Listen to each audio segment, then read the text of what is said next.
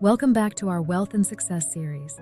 In this lesson, we're diving into Lesson 5, Budgeting and Financial Planning. So far, we've covered mindset, goal setting, and the basics of financial literacy. Today, we're taking another critical step toward building lasting wealth. If financial literacy is the foundation of wealth, then budgeting is the framework that holds it all together. Mastering this skill is essential for anyone serious about achieving financial freedom. Let's dive in. Part 1. The purpose and power of budgeting. Before we break down the numbers, let's talk about why budgeting is so powerful. A budget is a financial plan that helps you allocate your income, control your spending, save for goals, and invest for the future. It's essentially a roadmap that ensures every dollar you earn works toward your financial freedom. Why is budgeting critical for wealth building? Control. It gives you control over your money, instead of letting your money control you. Clarity. A budget provides a clear picture of your financial health. Goal alignment.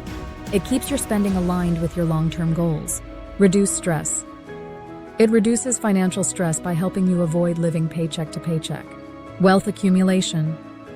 It frees up money for saving and investing, accelerating your path to financial freedom. What do you hope to gain from learning how to budget effectively? Write your thoughts in your success journal. Part 2. Key components of a budget. A good budget is more than just tracking expenses. It's a proactive plan for how you want to use your money. Let's break down the key components. 1. Income. All sources of money you receive, such as salaries, business revenue, investment income, and side hustles. Here is your call to action. List all your income sources in your journal. Be realistic and include only consistent, reliable income. 2. Fixed expenses. Regular, non-negotiable expenses that remain relatively constant each month, like rent, mortgage, car payments, insurance, and utilities. Quick tip: automate these payments whenever possible to avoid late fees. 3. Variable expenses.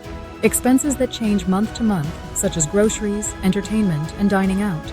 Action step: review your bank statements from the past 3 months to identify and average these expenses. 4. Discretionary spending. Non-essential expenses like vacations, hobbies, and luxury items.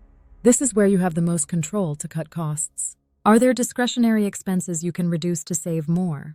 5. Savings and investments. Money set aside for emergencies, retirement, and wealth building. It's critical to pay yourself first. You should aim to save at least 20% of your income, though more is better if you have aggressive financial goals. 6. Debt repayment. If you have outstanding debt, this should be a priority in your budget. High-interest debt, like credit card balances, should be paid off as quickly as possible. Take a moment to list all your current debts, including the balance, interest rate, and minimum monthly payment. Part 3. Creating your first budget. Now that we've covered the components, it's time to build your first budget. There are many ways to budget, but here are a few popular methods. 1. The 50-30-20 rule. 50% needs. Essentials like housing, food, transportation, and utilities. 30%. Wants. Non-essentials like dining out, entertainment, and hobbies. 20% savings and debt repayment. Emergency fund, retirement, and paying off debt. Example: if you earn $5,000 a month, needs 50% equal $2,500, wants 30% equal $1,500, savings debt 20% equal $1,000. Action step: create a rough draft of your budget using this method. Write it in your journal. 2. Zero-based budgeting. Every dollar has a job. Your income minus your expenses should equal 0. This approach forces you to allocate every dollar to a specific category, leaving nothing unaccounted for. Example: if you earn $4,000 and your fixed expenses, variable expenses, savings, and debt payments total $3,800, you should assign the remaining $200 to a specific purpose, like investing or building an emergency fund. 3. The envelope system. This is a cash-based method where you allocate cash to different spending categories in physical envelopes. Once the envelope is empty, you can't spend any more in that category.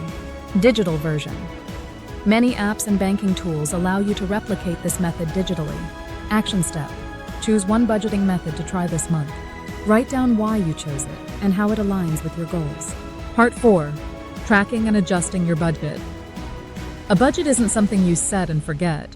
It's a living document that requires regular updates and adjustments as your income, expenses, and goals change. Here are some steps to track and adjust your budget. Use financial tools. Use budgeting apps like Mint, YNAB, You Need a Budget, or spreadsheets to track your spending. Review weekly.